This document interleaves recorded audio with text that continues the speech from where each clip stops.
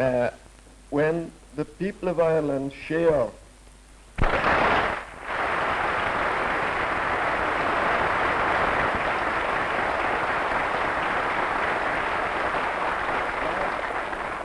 John Fitzgerald or Kennedy.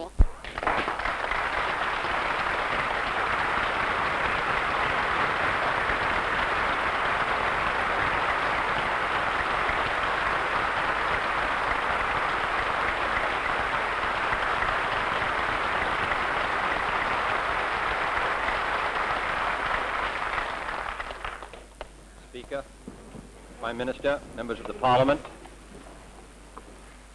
I'm grateful for your welcome and for that of your countrymen. 13th day of September, 1862, will be a day long remembered in American history.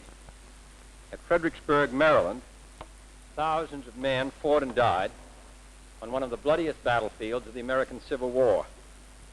One of the most brilliant stories of that day was written by a band of 1,200 men who went into battle wearing a green sprig in their hats. They bore a proud heritage and a special courage given to those who had long fought for the cause of freedom. I am referring, of course, to the Irish Brigade. General Robert E. Lee, the great military leader of the Southern Confederate forces, said of this group of men after the battle, "The gallant stand which this bold brigade made on the heights of Fredericksburg is well known. Never were men so brave. They ennobled their race by their splendid gallantry on that desperate occasion. Their brilliant, though hopeless assaults on our lines excited the hearty applause of our officers and soldiers." Of the 1,200 men who took part in that assault, 280 survived the battle. The Irish Brigade was led into battle on that occasion by Brigadier General Thomas F. Marr, who had participated in the unsuccessful Irish uprising of 1848, was captured by the British and sent in a prison ship to Australia, from whence he finally came to America. In the fall of 1862, after serving with distinction and gallantry in some of the toughest fighting of this most bloody struggle, the Irish Brigade was presented with a new set of flags. In the city ceremony, the city chamberlain gave them the motto, "The Union, our country, and Ireland forever." Their old ones having been torn to shreds by bullets in previous battles, Captain Richard McGee took possession of these flags on December 2nd in New York City and arrived with them on the Battle of Fredericksburg and carried them in the battle. Today, in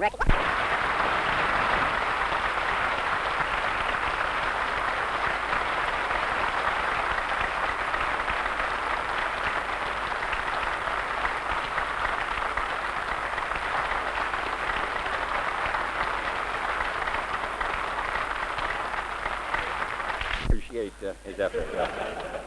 There is also an unconfirmed rumor that Hoban was never fully paid for his work on the White House. If this proves to be true, I will speak to our Secretary of the Treasury about it, although I hear this body is not particularly interested in the subject of revenues. I am proud to be the first American president to visit Ireland during his term of office, proud to be addressing this distinguished assembly, and proud of the welcome that you have given me. My presence and your welcome, however, only symbolize the many and the enduring links which have bound the Irish and the Americans since the earliest days.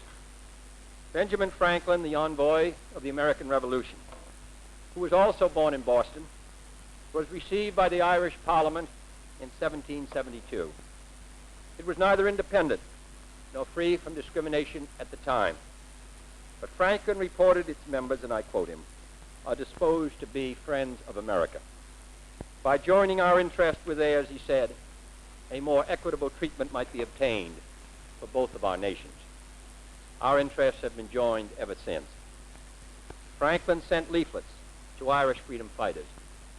O'Connell was influenced by Washington, and Emmett influenced Lincoln. Irish volunteers played so predominant a role in the American army that Lord Mountjoy lamented in the British Parliament, "We have lost America through the Irish." John Barry, whose statue was honored yesterday and whose sword is in my office, was only one who fought for liberty in America to set an example for liberty in Ireland. Yesterday was the 117th anniversary of the birth of Charles Stewart Parnell, whose grandfather fought under Barry and whose mother was born in America, and who at the age of 34 was invited to address the American Congress on the cause of Irish freedom. "I have seen since I have been in this country," he said, "so many tokens of the good wishes of the American people towards Ireland. And today, 83 years later, I can say to you that I have seen in this country so many tokens of good wishes of the Irish people towards America."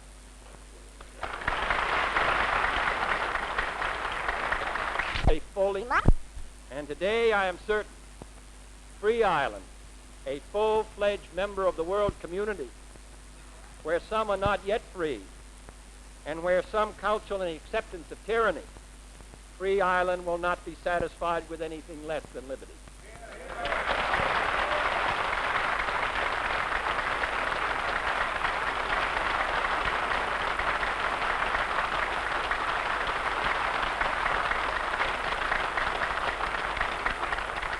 I am glad, therefore, that Ireland is moving in the mainstream of current world events, for I sincerely believe that your future is as promising as your past is proud, and that your destiny lies not as a peaceful island in a sea of trouble, but as a maker and a shaper of world peace. For self-determination can no longer mean isolation, and the achievement of national independence today means withdrawal from the old status only to return to the world scene with a new one. New nations can build with their former governing powers the same kind of fruitful relationship which Ireland has established with Great Britain, a relationship founded on equality and mutual interest. And no nation, large or small, can be indifferent to the fate of others, near or far. Modern economics, weapons, and communications have made us realize more than ever that we are one human family, and this one planet is our home. "The world is large," John Boyle O'Reilly wrote. "The world is large when its weary leaves two loving hearts divide, but the world is small when your enemy is loose on the other side." The world is smaller today, though the enemy of John Boyle, a hostile power, indeed across the gulfs and barriers that now divide us, is stronger than all the hosts of error. Ireland is clad in the cause of national and human liberty with peace. To the extent that peace is disturbed by conflict between the former colonial powers and the new and developing nations, Ireland's role is unique. For every new nation knows that Ireland was the first of the small nations of the 20th century to win its struggle for independence.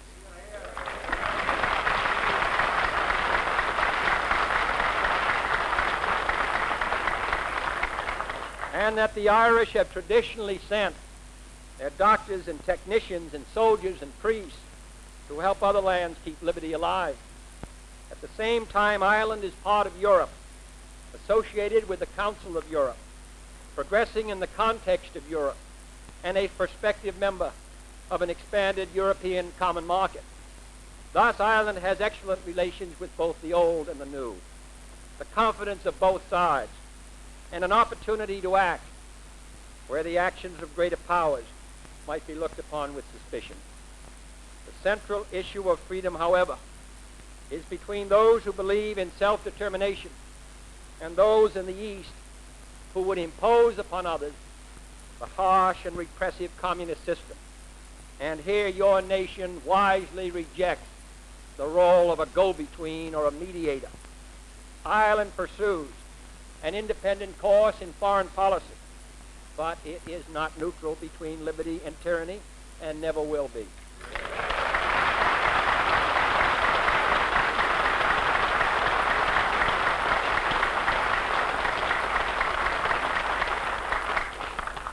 For knowing the meaning of foreign domination, Ireland is the example and inspiration to those enduring endless years of oppression. It was fitting and appropriate that this nation played a leading role in censuring the suppression of the Hungarian Revolution. For how many times was Ireland's quest for freedom suppressed, only to have that quest renewed, by the succeeding generation? Those who suffer beyond that wall I saw on Wednesday in Berlin must not despair of their future. Let them remember the constancy, the faith, the endurance, and the final success of the Irish. And let them remember, as I heard sung by your sons and daughters yesterday in Wexford, the words, the boys of Wexford, who fought with heart and hand to burst in twain the galling chain and free our native land.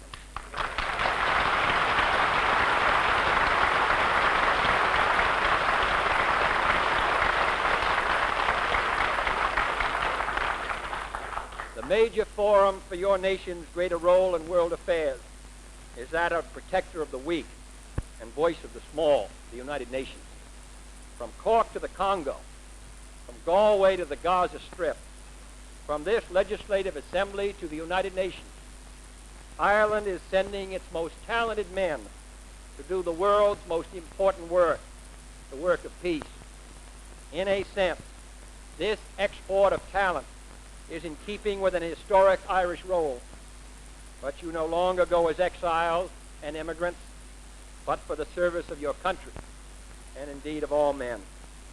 Like the Irish missionaries of medieval days, like the wild geese, you are not content to sit by your fireside while others are in need of your help.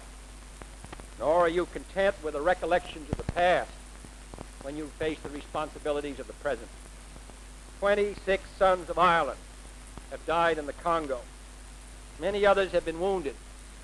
I pay tribute to them and to all of you for your commitment and dedication to world order. And their sacrifice reminds us all that we must not falter now. The United Nations must be fully and fairly financed. Its peacekeeping machinery must be strengthened. Its institutions must be developed until someday, and perhaps some distant day, a world of law is achieved. Ireland's influence in the United Nations is far greater than your relative size. You have not hesitated to take the lead on such sensitive issues as the Kashmir dispute, and you sponsored that most vital resolution adopted by the General Assembly, which opposed the spread of nuclear arms to any nation not now possessing them, urging an international agreement with inspection and control. And I pledge to you that the United States of America will do all in its power to achieve such an agreement and fulfill your resolution.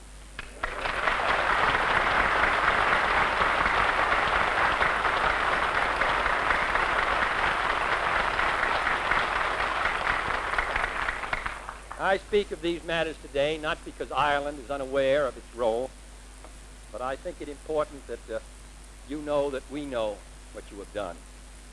And I speak to remind the other small nations that they too can and must help build a world peace. They too, as we all are dependent on the United Nations for security, for an equal chance to be heard, for progress towards a world made safe for diversity. The peacekeeping machinery of the United Nations cannot work without the help of the smaller nations, nations whose forces threaten no one, and whose forces can thus help create a world in which no nation is threatened. Great powers have their responsibilities and their burdens, but the smaller nations of the world must fulfill their obligations as well. A great Irish poet once wrote, "I believe profoundly in the future of Ireland, that this is an isle of destiny. that that destiny will be glorious, and that when our hour is come, we will have something to give to the world. My friends, Ireland's hour has come. You have something to give to the world, and that is a future of peace with freedom.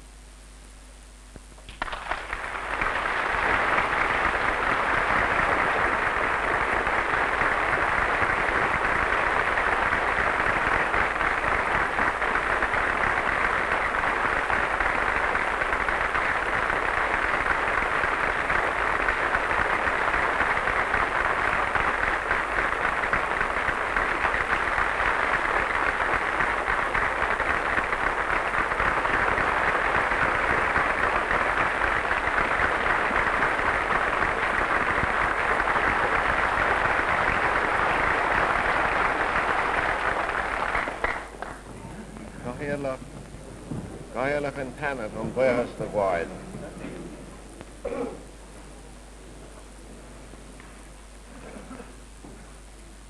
Jan Corle, de go hach erachtaseren, de glachule uachtaran doing. It is my privilege to convey to the President of the United States of Assembly of the Houses of Erachtas Éireann. President Kennedy has done us a high honor today. We assure him of our deep appreciation of the sentiment, and we thank him from the bottom of our hearts for the most generous gift he has brought with him, and assure him that it will serve to strengthen further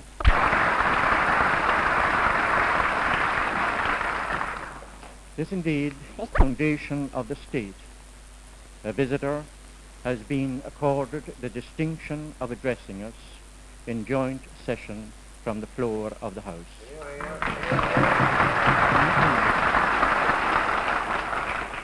Today, Mr. President, of creed or colour. To you, sir,